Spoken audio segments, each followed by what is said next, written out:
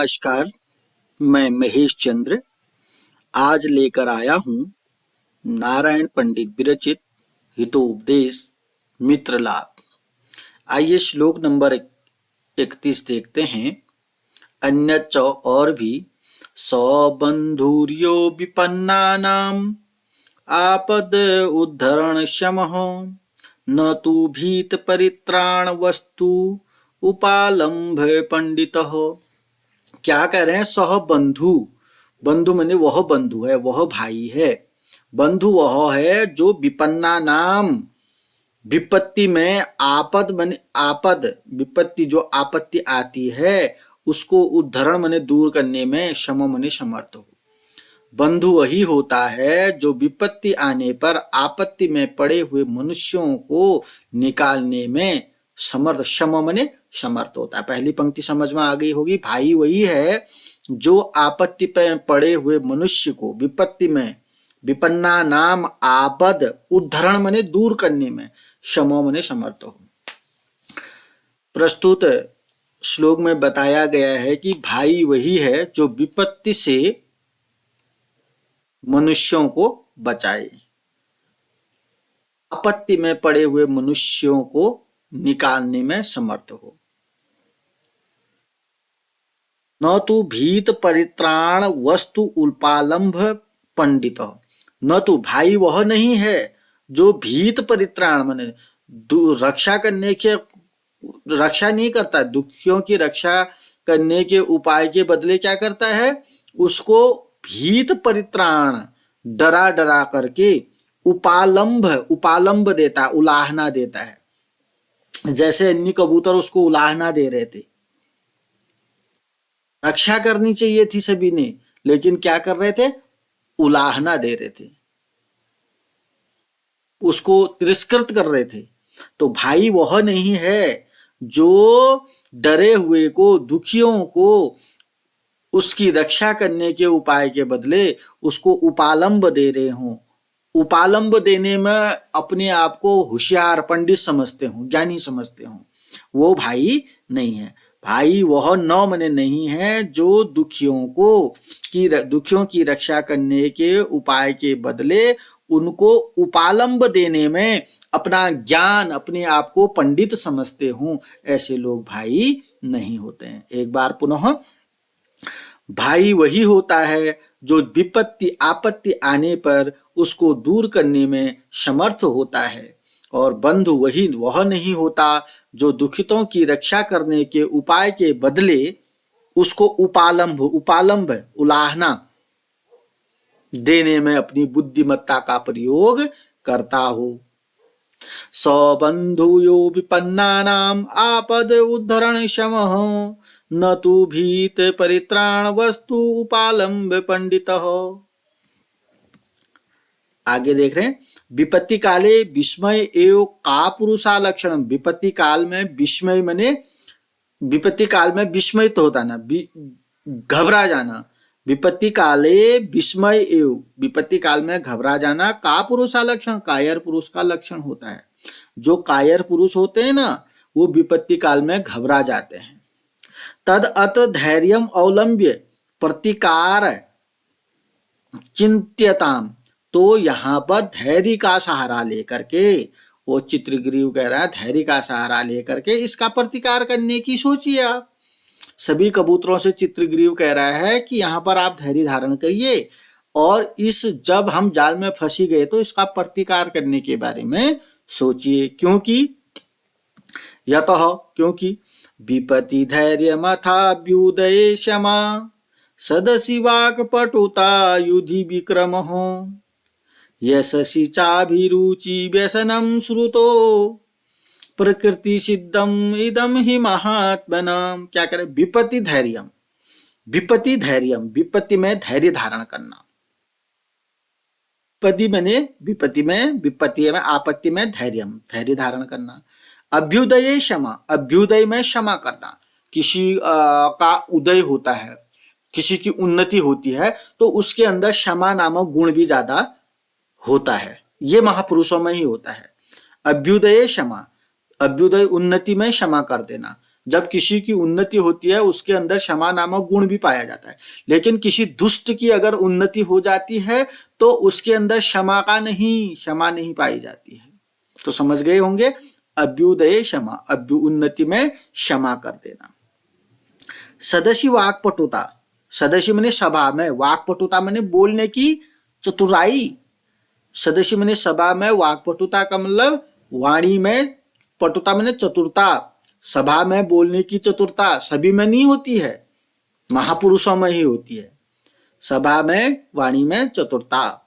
युधि विक्रम, युद्ध में पराक्रम, युद्धि मैंने युद्ध में, विक्रम मैंने पराक्रम, युद्ध में पराक्रम की आवश्यकता पड़ती है, युद्ध में पराक्रम।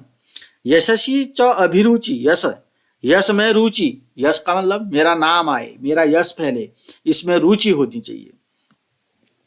यशस्वी अभिरुचि, हर इंसान की रुचि ये नहीं होती है मैं अपना नाम कमाऊं, अच्छे काम करूं, मेरा नाम चारों दिशाओं में फैल जाए, लेकिन उतने काम भी करने पड़ेंगे, इसलिए व्यक्ति सोचता नहीं यश के बारे में। यशस्वी च अभिरुचि, मेरा यश जो है चारों, मेरा यश में रुचि हो, यश में रुचि। व्यसनम श्रुतो मैंने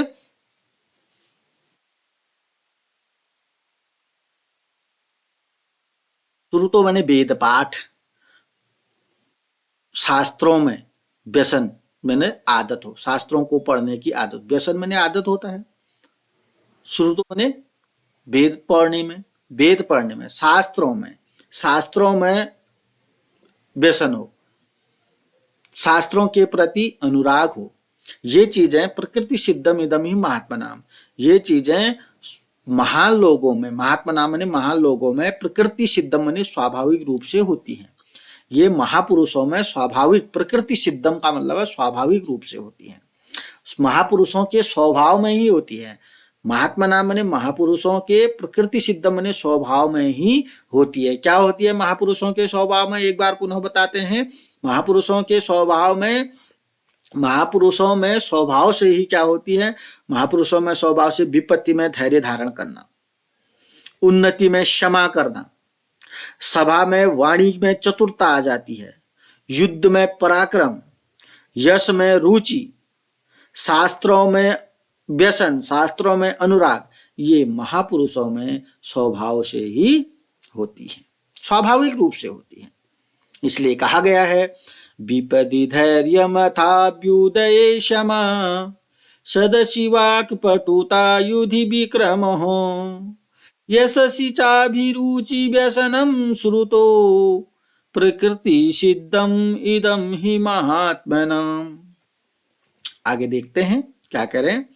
संपदि यस्य न हर्षो, विपदि विषादो रणे च धीरत्वम्, तं भुवन् त्रैतिलकं जनयति जननी सुतं विरलम। संपत्ति मैंने संपत्ति आने पर, जब संपत्ति आती है, धन आता है, न हर्षो मैंने हर्ष नहीं होता, यानी कि यश मैंने जिसे संपत्ति आने पर हर्ष नहीं होता है। और हम जैसे लोगों को क्या होता, संपत्ति आने पर बहुत ज्यादा खुश हो जाते हैं, लेकिन यहाँ पर किसकी बात है, संपत्ति आने पर जिसको हर्ष नहीं होता है, जो बहुत ज्यादा खुश नहीं होता है। विपदि विषादो, विपत्ति आने पर जिसको विषाद नहीं होता, खेद दुख नहीं होता है बहुत ज्यादा, विपत्ति आने पर जिसे दुख नहीं होता।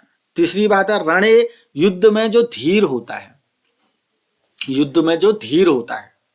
क्लियर है, तीन बातें हैं, संपत्ति आने पर जिसको हर्ष नहीं होता, विपत्ति आने पर जिसको विषाद नहीं होता, युद्ध में जो धीर रहता है। तम भुवन त्रय तिलकम, ऐसे तीनों भुवनों का, त्रय भुवन माने तीनों भुवनों का तिलक रूप बेटे को कोई बिरली माता ही उत्पन्न करती है। भुवन त्रय तिलक, तीनों भुवनों का तिलक रूप, सुत माने बेटे को, जननी माने माता, बिरलम माने बिरली, जनयति माने पैदा करती है। ऐसे बेटे को जो तीनों भुवनों का तिलक है, ऐसे बेटे को कोई बिरली माता ही उत्पन्न कर सकती है। कैसे बेटे की बात कर रहे हैं, जो संपत्ति आने पर हर्ष नहीं होता, जिसे संपत्ति आने पर हर्ष नहीं होता, जिसको विपत्ति आने पर विषाद खेद नहीं होता, जो रण युद्ध में हमेशा धीर रहता है, ऐसे तीनों भुवनों का तिलक रूप पुत्र को कोई बिरली माता ही उत्पन्न कर सकती है। संपत्ति यस्य न हर्षो विपदि विषादो रणे च धीरत्वम् तम भुवंत्रय तिलकम जनयति जननी सुतम विरलम। आगे देखते हैं। अब देखिएगा क्या कह रहे हैं, सब कबूतरों का जाल के साथ उड़ना। अब वहां पर से कबूतर जो हैं इकट्ठे होकर जाल को लेकर उड़ेंगे। तब पहले क्या बताया गया है 34वें नंबर में, अन्यच्च षड्दोषा पुरुषेण इह हातव्या भूतिम इच्छता निद्रा तंद्रा भयम क्रोध आलस्यम दीर्घ सूत्रता। ये तो समझ में आ ही जाएगा आपको। देखते हैं। भूतिम इच्छता माने, भूति माने कल्याण की इच्छा करने वाले, जिसे अपना कल्याण करना है, उसे उस पुरुषेण माने उस पुरुष को, हातव्य माने छोड़ देना चाहिए, षड दोषा माने 6 दोष, जिस पुरुष को, जिस मनुष्य को अपना कल्याण करना है, भूतिम इच्छा माने कल्याण की इच्छा करते हुए पुरुष को 6 दोषों को हातव्य माने छोड़ देना चाहिए। अब 6 दोष कौन कौन से हैं जिनको पुरुष को छोड़ देना चाहिए, तभी कल्याण होगा। कल्याण की इच्छा करते हुए, कल्याण की इच्छा करने वाले पुरुष को 6 दोष छोड़ देना चाहिए। 6 दोष दूसरी पंक्ति में लिखे गए। क्या है? निद्रा, अत्यधिक नींद लेने वाले लोगों को ध्यान रहे कि अगर उसको अपना कल्याण करना है तो अत्यधिक नींद त्याग दे। अत्यधिक बिस्तर में सोए रहना, मोबाइल के साथ अपना समय बर्बाद करना, तो ये चीज जो है 6 दोषों में से एक है। इसका त्याग अतिशीघ्र हो जाए तो कल्याण भी स्वाभाविक रूप से हो सकता है। अन्यथा ये जो कल्याण की इच्छा करता हुआ जो मनुष्य है वो नींद के विषय में उसको चिंतन करना चाहिए। अत्यधिक नींद का सेवन सही नहीं है अपने कल्याण के लिए। तंद्रा, तंद्रा, तंद्रा कहते हैं जम्भाई लेना। अगर आप अत्यधिक नींद लोगे तो आपकी नींद उसी रूप में ढल जाएगी। जिसको 10 घंटे की नींद निकालने की आदत होगी, कभी दुर्भाग्य से 6 घंटे 7 घंटे की नींद निकालेगा तो दिन भर उसको जम्भाई आने शुरू हो जाएगी, तो उसका भी त्याग करना पड़ेगा। भय, डर, हमेशा डरपोक, कायर, ये भय को त्याग करना पड़ेगा अगर आपको कल्याण की इच्छा है तो। क्रोध, अत्यधिक क्रोध करने वाला है, अत्यधिक क्रोध का त्याग करने पड़ा। आलस्य, आलस्य मनुष्याणाम शरीरस्थो महान रिपु, आलस्य तो बहुत ज्यादा जहर है, इसका त्याग करना पड़ेगा। किनके लिए? जो कल्याण चाहता है। जिसको कल्याण नहीं चाहिए उसके लिए कोई टेंशन नहीं, बढ़िया चल रहा है। दीर्घ सूत्रता, ये दीर्घ सूत्रता को समझते हैं। दीर्घ सूत्रता का मतलब है देरी से काम करना। कुछ लोगों की ये आदत होती है काम करेंगे लेकिन आराम से करेंगे। जैसे कोई काम आज करना था उसको 1 हफ्ते लगा देंगे। तो ये आदत भी आपको छोड़ देनी चाहिए, ये दोष भी आपको छोड़ देना चाहिए। पुनः बोलता हूं कि कल्याण की इच्छा करता हुआ पुरुष को, मनुष्य को 6 दोषों का त्याग कर देना चाहिए।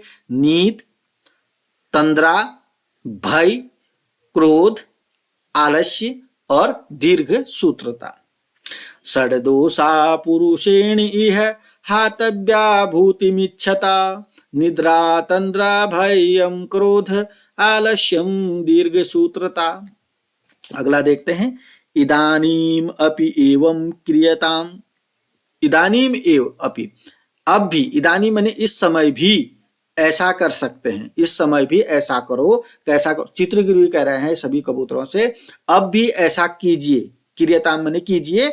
सर्वे एक चित्ती भू, सभी एक चित्त होकर के, सभी इकट्ठा होकर के, मन से इकट्ठा होकर के, जालम आदा, जाल को लेकर के, उड्डीयता माने उड़ जाओ।